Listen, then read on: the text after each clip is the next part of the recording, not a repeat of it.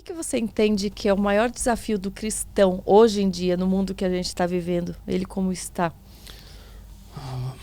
Qual é o maior desafio do cristão? Eu acho que o maior desafio do cristão é o mesmo em todo o tempo. Nunca mudou. Só mudou a forma. O desafio do cristão é negar a si mesmo.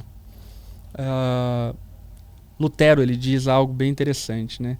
Ele fala que ele pensava que no batismo dele, seu velho homem morreria. Mas ele descobriu que seu velho homem sabe nadar. E o nosso velho homem, ele sabe nadar. E ele é teimoso. Nosso velho homem, volta e meia, quer ocupar um lugar que não mais pertence a ele na nossa história, na nossa vida. E esse é o desafio. O desafio é carregar a cruz todos os dias. Jesus não nos chamou para um evento de conversão e salvação. Jesus nos chamou para uma vida de santificação. A ordem... Quando a gente fala sobre salvação, normalmente a gente pensa em uma casualidade. Tipo, fui salvo, ponto. E de fato, em certo aspecto, existe uma casualidade. Existe um momento onde Deus opera a salvação, a regeneração, a justificação, a adoção dos filhos e assim por diante. Porém, a salvação também é um processo. E é um processo que a Bíblia chama de santificação. Sim. E esse processo de santificação é um processo contínuo de negação, de acordo com a vontade de Deus, das suas cobiças e desejos pecaminosos, para que dessa forma, então, você seja aperfeiçoado na medida do tempo e do trabalho, do trato de Deus, ao ponto de que algum dia sejamos encontrados à imagem e semelhança de Cristo, que na verdade é quem nós fomos chamados para ser originalmente. Então, esse desafio de carregar a cruz todos os dias, ele se altera no tempo, na história. Por exemplo, hoje a tecnologia, a informação tem os seus apetites. A gente vive, por exemplo, na época onde todo mundo quer ser famoso. Hoje ainda não tantos querem ser ricos quanto querem ser famosos, Sim, né? sim. É um apelo dos nossos tempos, dos nossos dias. Sim.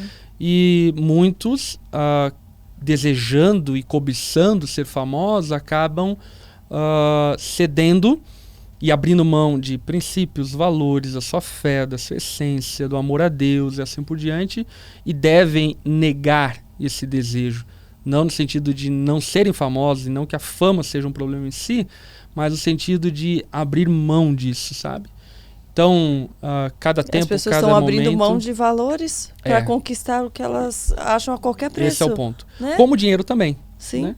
Por exemplo, não tem problema nenhum a prosperidade financeira. Pelo contrário, Jesus usou, por exemplo, José de Arimateia, que era um homem rico, para poder ceder a Jesus o túmulo, para que Jesus então fosse sepultado conforme a profecia de que ele seria sepultado entre os ricos. Então, Deus usou a José de Arimateia, a mulher do perfume de alabastro, quebra um perfume caríssimo aos pés de Jesus, como forma de prepará-lo para o sepultamento dele, cumprindo ali então a profecia. Então, o problema não é a riqueza, não é a influência, o problema não são os bens que temos ou Deus nos dá. O problema é quando eles ocupam o lugar que pertence a Deus no nosso coração, e esse é o momento onde a gente vai ter que ter disposição para negar a nós mesmos, inclusive correndo o risco de ter perdas, mas não perdendo aquilo que é mais precioso, que é a pérola de grande valor, que é Jesus. Hoje você acha que é mais difícil porque as pessoas elas têm mais oportunidades, o mundo dá mais oportunidades para elas se tornarem famosas através das redes sociais, a alimentarem seu ego, e também há mais meios de delas se compararem com outras vidas. Sim. E desejarem ter aquilo que elas não têm, ser aquelas pessoas que elas não são. Eu acho que as redes sociais, a internet, elas democratizaram alguns pecados velados que sempre houveram no ser humano. Por exemplo, alguns grupos de WhatsApp nada mais são do que os grupos de fofoca que haviam antes nas ruas, entre as mulheres, os homens, nas no trabalho. cidadezinhas do interior. Exatamente. Então, só potencializou aquilo que sempre houve na sociedade. E E o que eu acho também importante pontuar é que, de fato, na medida do tempo, e a palavra fala muito claramente isso, o ser humano ele vai encontrando novas maneiras de pecar. O ser humano é criativo, né? Ele vai inovando as maneiras de pecar. Por exemplo, os desafios sexuais dos dias de Paulo eram dos dias de Moisés eram outros. Nos nossos dias são completamente outros, é outro paradigma. A sociedade, a humanidade inventou tantas novas formas de pecar nessa área, ao ponto de que a própria Bíblia ela não consegue especificamente tratar pontualmente cada transtorno sexual que é enfrentado na sociedade dos dias de hoje. Por isso da importância da gente buscar pelo Espírito Santo, né? E muita gente fala, mas eu não encontro resposta para tal coisa. Mas o Espírito Santo ele vai guiar para essas questões. Né? O melhor conselho que a gente possa, né, que a gente pode estar dando para alguém, justamente é ter uma comunhão com Deus, é ter o Espírito Santo, porque a gente não vai ter resposta para tudo. O pastor não vai ter resposta para aquela situação específica, mas ele vai se basear na palavra de Deus e o Espírito Santo vai conduzir. Completamente. O Espírito Santo é aquele que nos convence do pecado, da justiça e do juízo. A palavra de Deus ela é como um fundamento de princípios e valores e moral e ética que devem conduzir toda a nossa história. Agora é óbvio, a gente quando trata de um problema muito específico, a gente vai puxando a raiz daquele problema e a gente vai encontrar nas escrituras o que levou aquela pessoa àquele transtorno, aquele pecado e aquele comportamento reprovável. Porque as escrituras nesse sentido elas são suficientes para nos mostrar o coração obstinado, pecaminoso do homem, e o Espírito Santo então nos conduz a essa percepção de percebermos, enfim, aquilo que é pecado e aquilo que não é pecado. Você, né, recebendo tantas mensagens assim pela internet e também, né, do teu, das tuas ovelhas, onde você percebe a maior dificuldade do ser humano hoje em dia a lidar com que tipo de pecado? O que tem sido mais comum?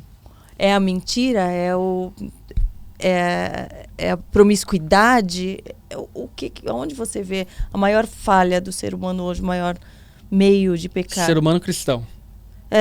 Sim. Vamos lá. Eu acho que são dois. A distração.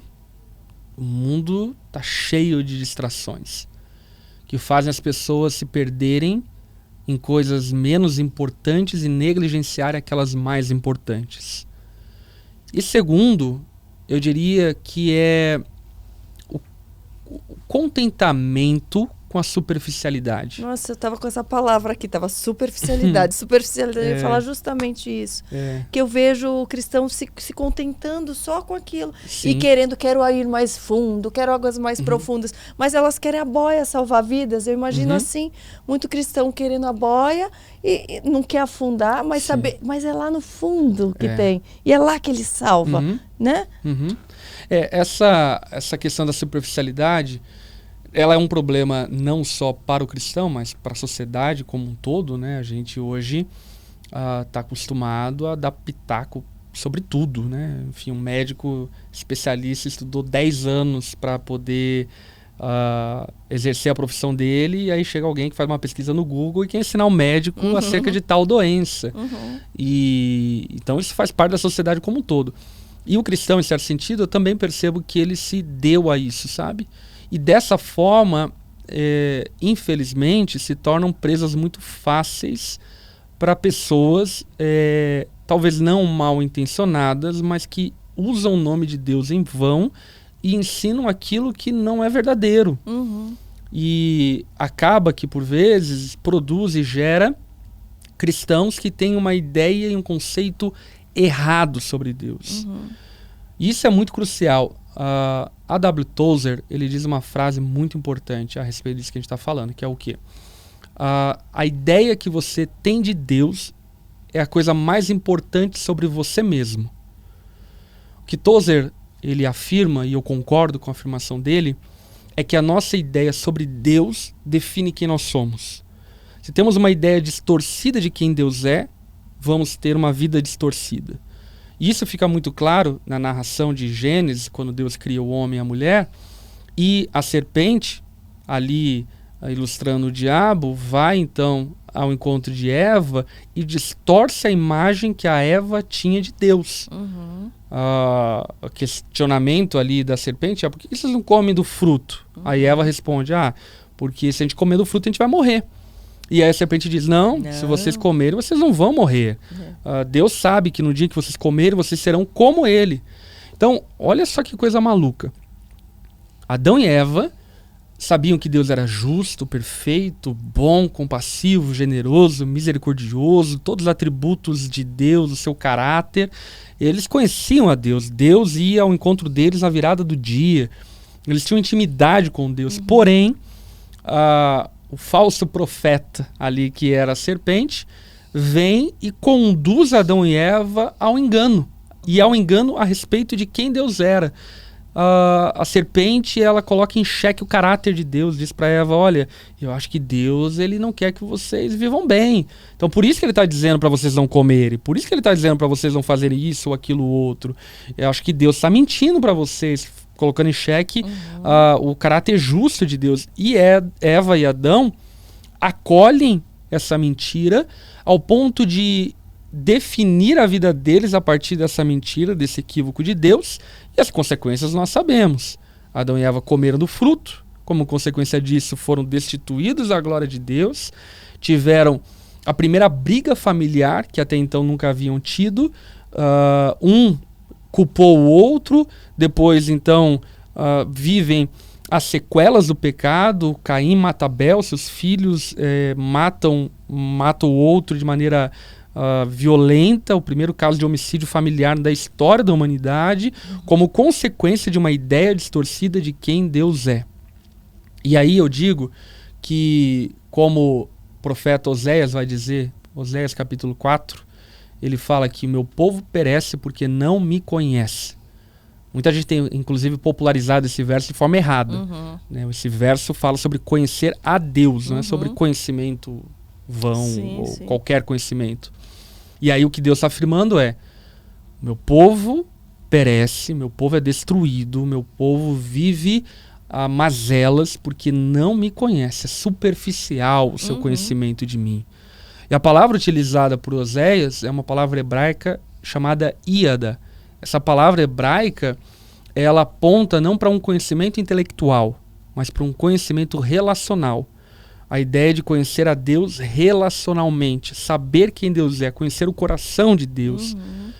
Então, nós precisamos compreender que a nossa superficialidade no conhecimento de Deus vai nos levar a viver muito aquém da graça que há disponível em Deus, mas que não é vivida e experimentada por conta de que nós não sabemos, não conhecemos, não sabemos quem Deus é. Então, eu acredito que um grande problema é a superficialidade, e não tem outra forma de combater isso senão através das práticas básicas da fé, que é palavra de Deus, oração, comunhão com a igreja. Gostou desse trechinho? Então se inscreva aqui no canal e fique por dentro de tudo. E para se aprofundar ainda mais, clica aqui em Seja Membro e tenha acesso a conteúdos exclusivos para você.